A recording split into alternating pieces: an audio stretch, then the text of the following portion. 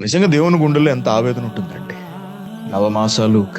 నవమాసాలు మోసి కని పెంచిన బిడ్డ తల్లిని తల్లిగా కాకుండా తల్లిని విడిచిపెట్టేసి మరొకరు ఎవరినో తల్లిగా పిలుస్తూ ఆమెకే తన ప్రేమను అందిస్తూ ఉంటే కన్న తల్లికి ఎంత బాధ ఉంటుంది మీరు చెప్పండి.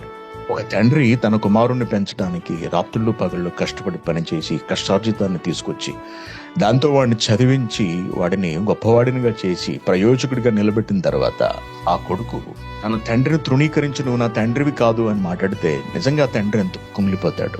అదే బాధ మనకు తండ్రి అయిన దేవుడి దగ్గర కనిపిస్తుందండి. నిజంగా దేవుడు వదిలేయచ్చు గాడిదగుడి పోతే పేరు దరిద్రం వెళ్ళిపోయింది అనుకోవచ్చు. దేవుడు కానీ అలా అనుకోలేదండి. ప్రేమించాడు. ఎంతవరకు? అంతము వరకు ప్రేమించాడు. అందుకే దేవుడు ప్రేమామయుడు. ఇంత ప్రేమ దేవునికే ఉంటుందండి, మానవుల్లో ఉండదండి. మనుషుల్లో అంత ప్రేమ కష్టం. అంతము వరకు ప్రేమించడం మనుషుల్లో చాలా కష్టం. దేవుడు కాబట్టి ప్రేమిస్తూ ఉంటాడు. అలా ప్రేమించే దేవుడే మనం నమ్ముకున్న దేవుడైన పరమాత్ముడైన యెహోవా గారు. ఆయన పంపగా వచ్చినటువంటి కుమారులే యేసుక్రీస్తు వారు. మన కొరకు ప్రాణం పెట్టి మన ఆత్మను రక్షించిన ఆయన.